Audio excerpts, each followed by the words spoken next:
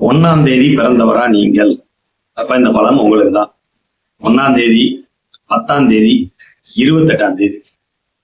இது போக உங்களுடைய டேட் ஆஃப் பர்த்தோட ஃபுல் கூட்டுத்தொகை எண் வந்து 1 வருது அப்படின்னா, நம்பர் 1 வருது அப்படின்னாலே இந்த பலன் உங்களுக்கு மேட்ச் ஆகும். சரிங்களா?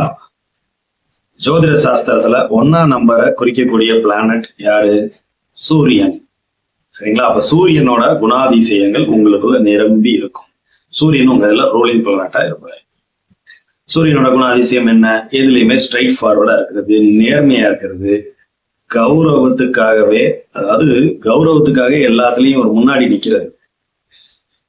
சூரியன் வலுத்தவங்க எல்லாத்துலயுமே ஒரு கெத்தா இருக்கக்கூடியதை ஒரு மெயின்டைன் பண்ணுவாங்க. தனக்கு கீழே எல்லாத்தையும் கொண்டு வரணுங்கிற எண்ணம், ஒரு எல்லாரையும் வழி நடத்தி போகக்கூடிய பக்குவம், தலைமை தாங்கிறது, தலைமை பதவியில் இருக்கிறது.